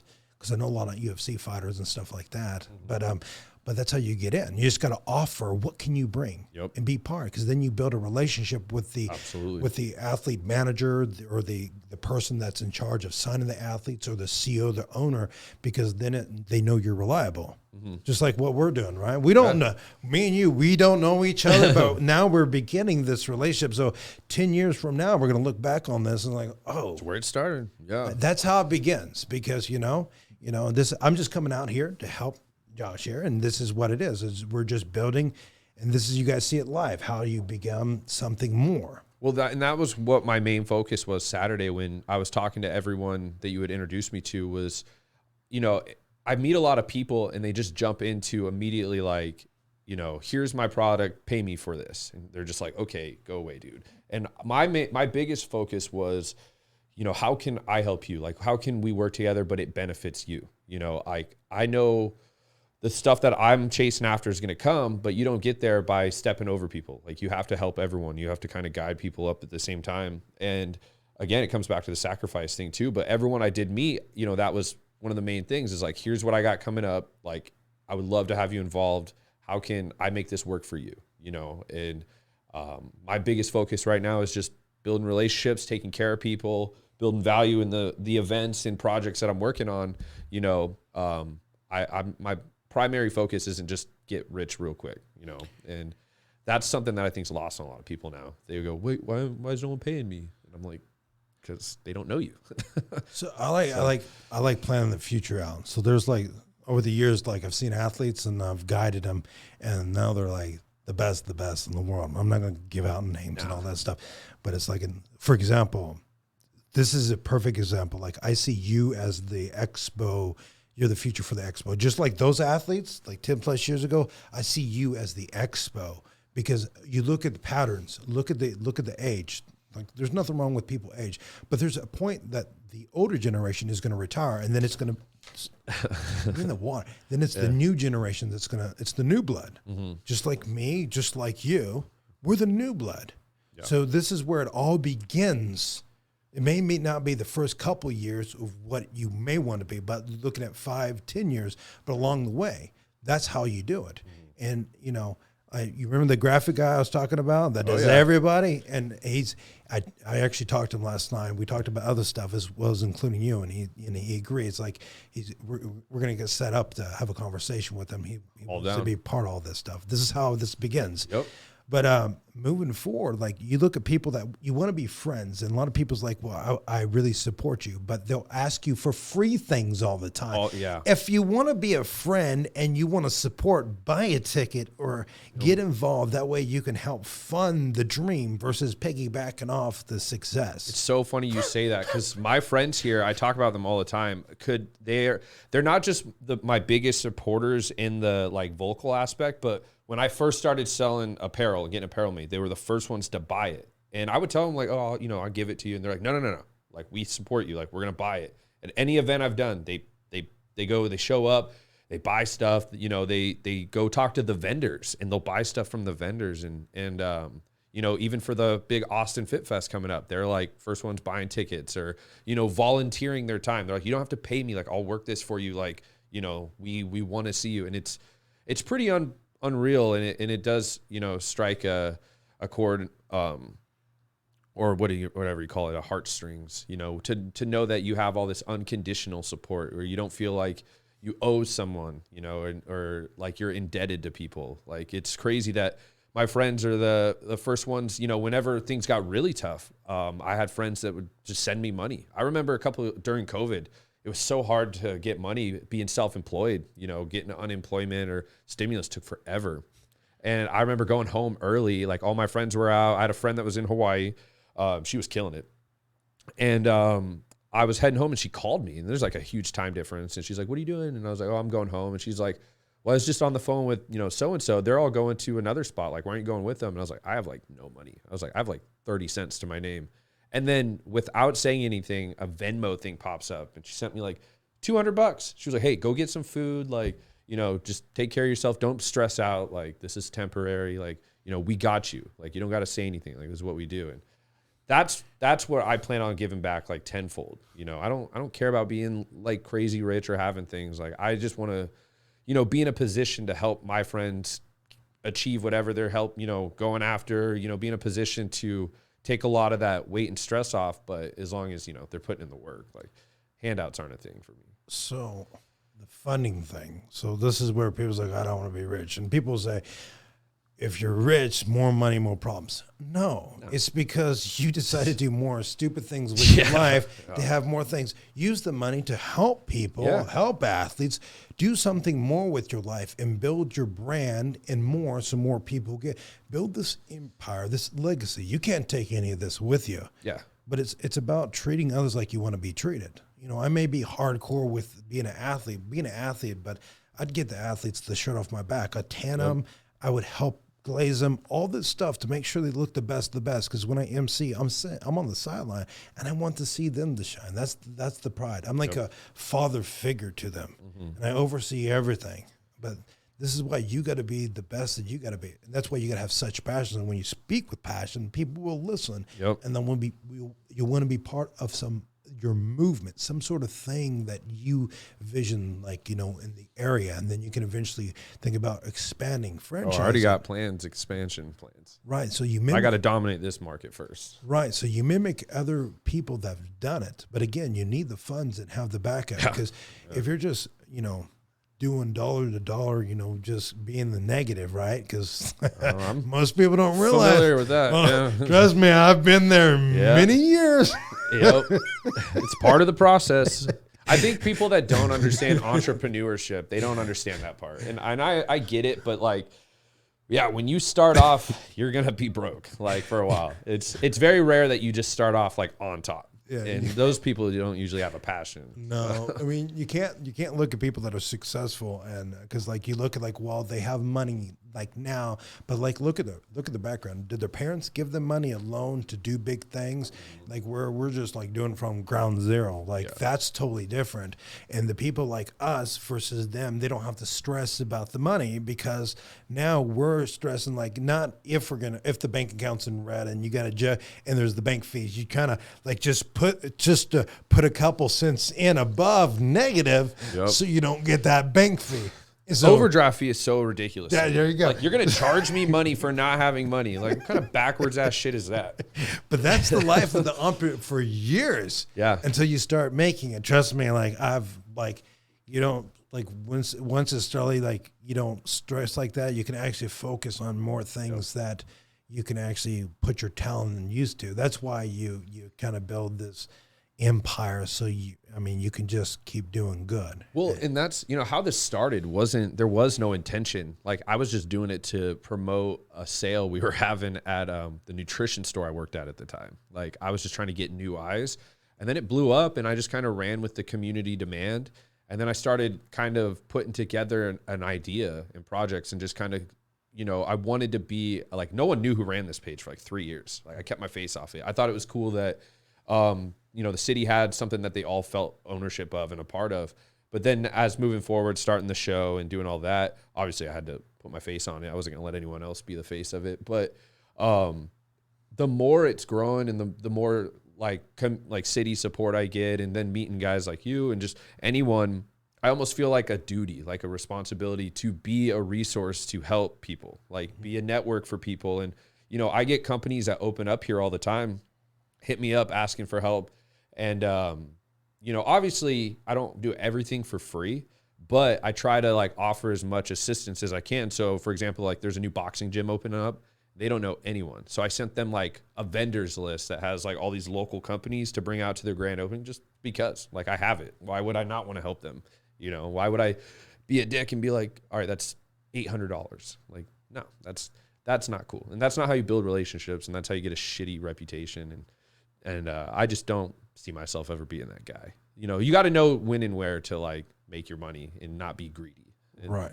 And so that's a little tricky there, because like you're in the beginning phases, because once you do build your name, you're going to realize time is everything. Oh, for sure. And like I could go speak nonstop. I could like literally do tours, but I got to be picky and choosy, because then if I'm just doing that, I wouldn't be here with you today. Yeah. Because like I just can't, I don't have time. So when you get to that point in your life, you're going to realize like there's a lot more to things that you can do with your time, because time is money, and it's value. But at the same time, you don't. It's not about being greedy, because a lot of people's like, oh, how much am I going to make? It's not about that. It is, but it's not, because you need to use funds to do bigger things and bigger things, so you can grow. Because then you can grow, you can do more. That's why the whole point of get apartment complex. Let's say, I'm going to do this, I'm going to, have this, that, and because that'd be nice. There's nice perks to everything, but the point is about doing things for others and leaving a cause. So it's the same thing with me. I did all this because I want to make my mom proud. Yeah. So then you look at people that are super successful, and that's good. I mean, I give praise. I don't look at other people and say, I wish I had their life. I focus on me to being the best I could do, because I'm going to leave this legacy. Because I moved to Texas because my mom had cancer going on 15 plus years, and it was getting bad and crazy things between the family.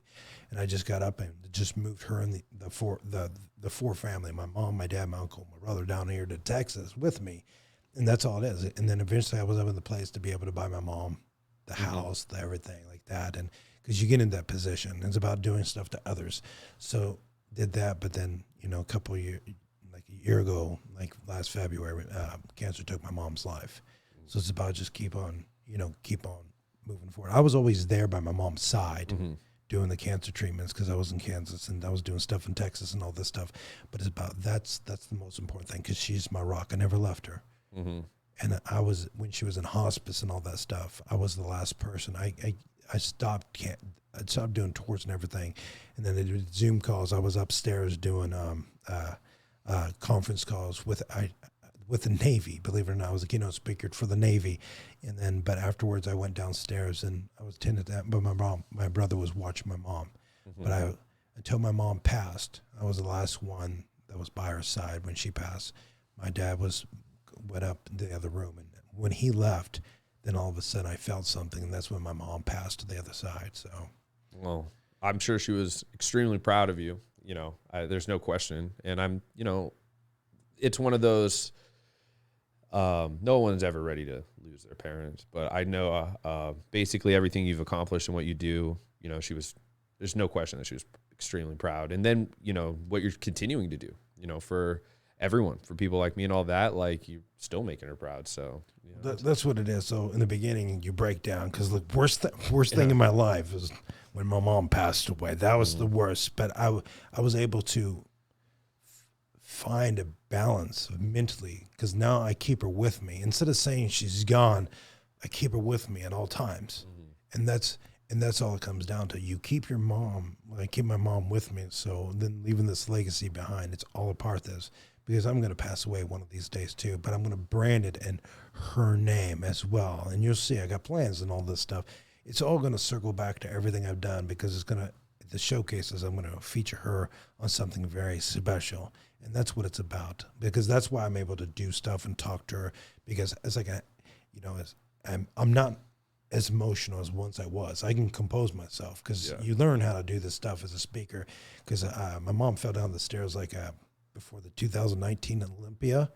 She had internal bleeding in her head, and I was in the emergency room all night with her, and then I was just praying that the bleeding would stop after the MRs came back and stuff, and that morning it was. So I had my brother stay with her so I could pack. So then the next day I flew out for the Olympia, but he monitored her. She was fine, but I had to do all this stuff with the wheelchair athletes, the Olympia, MC, and I composed myself, and I had to genuinely be happy, suppress these. So when somebody does something, suicide or death, the way to deal with it is you keep it to heart, but the reality is life's going to move forward. Absolutely. There's nothing wrong with you living your life. My mom's my world. She still is. Nothing's going to change that, but it's just how you deal with it. That's what the whole point of life is overcoming. Same thing with financial situations, through this pandemic and all this stuff. It's now, nobody cares what you go through. They want to know how you go through, and they want to see how you rise to the top. So you got to just keep on figuring. It's not if it's going to happen, but when it's going to happen. And you're preaching the choir, man. I just kind of said the same thing to a few people that I meet. Like, I meet people all the time that they have these goals. They talk about stuff they want to do, but then they have a million reasons of why they're not doing it. It's like always some dramatic story or just something, legitimate that they're going through. And I told them, like, hey, none of that matters to other people. Like, if you're trying to get where you're going, or you have to work with others, like, you have to get results, you have to show up, you have to do this, because at the end of the day, your problems are your problems. And like a perfect example of that is when I first started the show, I think it was like my 5th or 6th episode, I was dealing with a lot of stress. Like, there was so much stuff going on. And then I had a full-blown anxiety attack about 20 minutes before the guest showed up.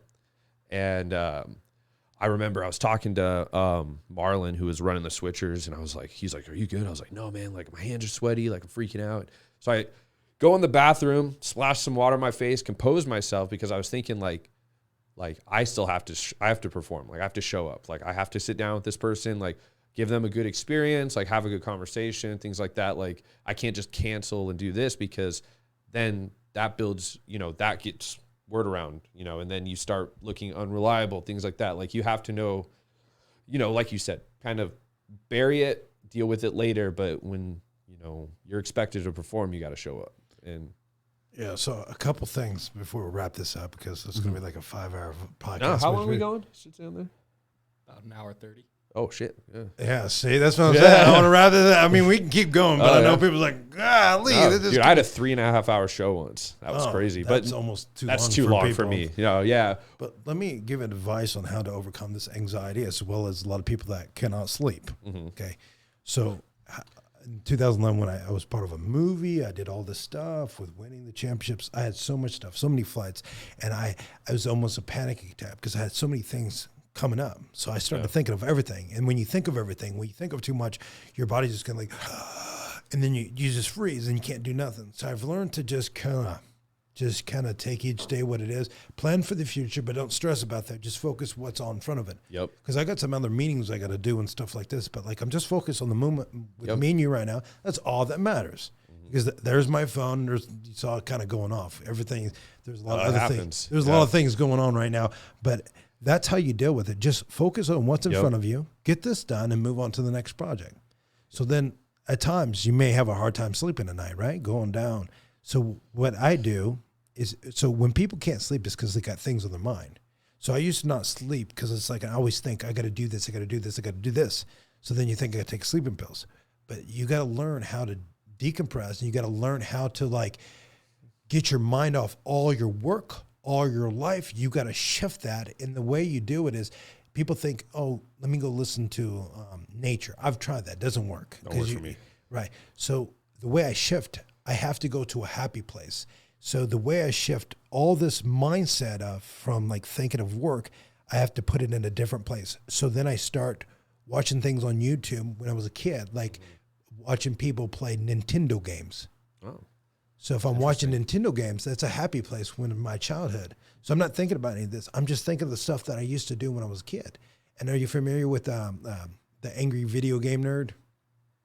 Is that the kid that like freaks out? Like yeah, it's a character and stuff, but he cracks me up. So I watch a lot of his stuff, but I watch other things and things that I know, and I watch reruns of stuff because I don't think of any of this stuff. Like I don't do the executive stuff and all the pressure that's going on, not thinking about making money. It's just thinking when I was a kid, playing Nintendo games, watching like speed runs of like little games of not Super Nintendo. I liked all that stuff too, but it was just regular 8-bit, Defender. Yeah, I was in '82 with the legit Ninja Turtles, right? Oh, okay. So like that was kind of like the era that I grew up on stuff. So I watched stuff like that would really, it just puts me in a happy mood. I'm able to lay down and I focus on that and just focus on what's going on because I'm familiar with that. And when you're familiar with that and you're happy and you kind of like do that and you can slowly drift off because you're not stressing about anything else. Because you probably, when you don't sleep at night, you're always thinking about things, right? Brainstorming. Oh, I tell people all the time, like the hardest thing for me is going to bed at night because like I always feel like I go 100 miles an hour a day, then trying to stop, and then you just feel like you still have more to do. It becomes impossible to sleep, and then you make the mistake of being like dependent on like sleep aids or anything that can just help put you at ease. But then when I started getting dependent on like any type of sleep aid, I would wake up feeling like crap the next morning. So I would become dependent on energy drinks or any type of like I was taking Kratom for a while, and just anything that could get me back to that 100-mile-an-hour pace where I was getting results. I realized it's not sustainable. So I had to find other outlets, and it's been working out great. I've been sleeping a lot better. You gotta find a sweet spot, and you can't listen to people. So that little happy place, it's not watching a movie that I haven't seen, because if it's a new movie, a series, then I'm in it. I gotta watch. You're gonna then instead of focusing on your life, you're focusing on what's going on versus what you know, and you don't have to think because you already know the outcome, and then that could just. Because you're just shifting your focus on that, not something new. That's what you're shifting on. And same thing with your peak performance. So you got to figure out what hours, because you'll see all these things, memes like, oh, I'm 4 o'clock at the gym, or like no sleep, 2 hours sleep. So these people will try to convince you that's the way to go. Early on the phase, forget that 4 o'clock thing. I can't lift 500 pounds at 4 o'clock in the morning. If that's you, good for you. I'm more of a vampire anymore. Yeah. So I'll work throughout the day, and then if I'm working from home, I will take a nap at 5 o'clock. I will get up at 7 because I want to sleep. Then I'll eat. That way I'm fresh. That way I can shift my mind, because I can go in my happy place about 5 o'clock, and then I'll wake up at 7. Get a 2-hour nap, not 30, not this cat nap. Say, I got 10 minutes. I don't know how people do that. I know. If I'm going to nap, I'm going to nap. So mine's like a 2-hour nap. Sometimes I'll do a 3-hour just because. That way I feel good. So when I'm training, I'm in a very happy place. So when I grab the weights, I'm giving everything I got, and I can transform my body. So that's the time that works for me. Used to, it was like 4 o'clock in the afternoon, but depending on how I do, because I shifted, because now my work schedule, so this is what working for me now. When I was training for shows, it wasn't what it is. And at times I'll do cardio in the morning, but it's a little bit later than I used to. But when I get ready for shows, I may have to do it at 5 o'clock or 4 o'clock. If I do that, I'll do cardio and I'll go back to sleep. Mm-hmm. That's how it comes down to it. So you find what works for you. Forget about listening to other people. You find, because you try to buy into people's stuff, like, you know what, I got to be a weekend warrior. I'm just going to cram. I got to learn this stuff. I got to read a book a day or whatever. I don't read any books. Yeah. Books that make me fall asleep. Yeah. I have a hard time even reading audio, because when you're the only thing I'll learn is if there's something I need to learn, I'm fascinated, I will learn that specific. So if I want to do something on Adobe Photoshop real quick, I'll learn. But I'm not going to sit there and like read a book and all this stuff. And you can't be the best version of someone else. Like, you have to do, like you said, what's best for you. And I found myself a routine, and then I stick with it, and it works. And then, if you have to make adjustments, you make adjustments. But yeah, at the end of the day, you got to get that routine in. But so I feel, before we get this, when people do that, so like I read a book a day, like when? Yeah. Are you just saying that because people are on camera, because you think that's what people want to hear, and it makes you look better because you got a wall of a library, because you want people to see that that you're this smart? Like, who has the time of day? I mean, think about it. All this stuff that you're doing. When do you really want to sit down and read a book? Like, think about it. The people that are busy, and those people are like, this is my favorite book collection.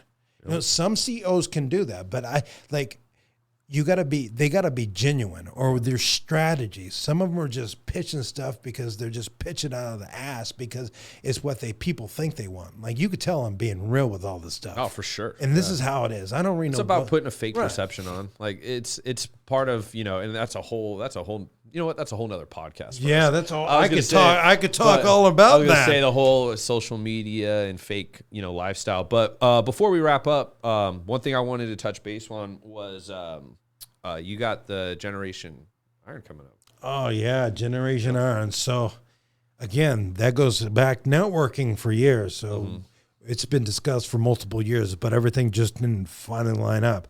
So that's about to go in aggressive filming and producing, because we're in the gifs of going back and forth. And actually, one of the main guys actually called me when I was driving here, and everything's about to take place. The film is going to be started August, and it's going to build up until the Olympia. There's going to be about 5 guys. So there's pumping iron that Arnold did back in the day. Then Generation Iron did their own thing. It's like the newer generation of the pumping iron. So they get about almost 30 films, many on Netflix. So this concept is the wheelchair version, but the version of this is going to be focused on their stories, overcoming. Because if you just focus on fitness, it's in a small market. Yeah. But if you focus on the overcoming, the car accident, all this stuff, I mean, that can be related to anybody, not in fitness. Yeah. Because, it's going to have the element of them training, and they're going to build up to the Olympia, because that's already approved. That's going to be like the finale, but who's going to be like Arnold? But it's more heavily focused on, how did they overcome their situations? And I'm going to be a main thing of like a narrator. I'm going to be throughout the film talking about this stuff and kind of like give a timeline, because it's going to be about some of the history of it as well, because I'm the one that's behind everything about it. That's the concept of it. It's going to be a feature film. It's going to be at least 90 minutes. When you get on Netflix or stuff like that, a feature film is it's like 85 minutes. So it's going to be 90 minutes plus. It just depends. But then it's going to be after December. The Olympia is going to be the final filming. And then about 3 to 4 months afterwards, that's when the movie's going to be released. So that's when it's going to be, the trailer's going to be out, and then I'll ask favors for everybody. Dude, I'll push it. I'm cool with that. I'll get everybody Use this platform. We'll put it all over the place. So it's all about networking, bringing people together, because everybody can benefit. Because if, say for example, there's you. How many people in the disabled community in Austin, right? Because they're in their homes afraid. So if they are aware of that, okay, I can overcome this mindset. I can be part of this community and go to this expo that you're putting on, which is... Yeah, and tell a little bit. See how I plugged you in there? See, my man. This is Nick Scott at work. You're going to be a guest there. Yeah. Yes. Yeah. So no, Austin Fit Fest coming up. It's a multi-sport fit expo. We'll have CrossFit, jiu-jitsu, powerlifting, Olympic weightlifting. We'll have the international strongman competition, arm wrestling. Then we'll have a pro sanctioned cage fight. Nick's gonna fight. Yeah. And we'll just fill it with a bunch of guests and vendors and just try to make it something really cool. With the Fit Fest, in just this whole community in the city, I really wanted to bring different aspects of different like demographics of fitness into one room, because you'd be amazed at like how much in common all these people have. Like, it'd be cool to see some CrossFit athletes sitting over there cheering on the strongman, or vice versa, or go see a strongman go hang out with some of the jiu-jitsu guys. You never see that stuff. And I thought, having the city's biggest fitness platform, I would try to do something cool with that. And I have some amazing partners. Saturday was huge for us. Like, that was so fun to meet all those people and try to get them involved. And being our first one, that was my biggest focus, was just to, focus on the value of it, make it something really cool and fun for people, not just do a cash grab event. I wanted to make it kind of follow the demand of what everyone always is messaging us about and doing that. So no, I'm excited. We'll have you out there, and maybe we'll bring the film crew. Oh, we should do that. We'll do it up and stuff like that. We'll get some content and stuff like this. So when is it again? Oh, September 3rd, Saturday, September 3rd, 1-day event. So, and how can they find more information about this? At nickscott.com. No, no, it's at austinfitfest.com, or you can go to at austinfitfest on Instagram. So. All right, you heard it first. So whose show is this now? This is the Nick Scott podcast from the promoter himself. Yep. Yeah. So I feel like we got a lot accomplished. What else? Well, Did we miss anything here? Well, they could keep going, but the people want to limit it. You gotta get back to work. Hours. Right. Well, no, man, I appreciate you coming out and everything you've done for me so far in just 4 days. And whatever you need, man, I got you, and we'll run it back again at some point here in the future. And so, well, this is how it all comes together, because like this is what I did for years, and now you see how it is. So you just got to keep doing this for another 20 years, and you can be in the same. Now you can see where I'm at. Yeah. Well, the goal is to just keep doing a lot of stuff. So we'll see. But on that note, John, you can wrap it up. Takes 20 years to be an overnight success. Right.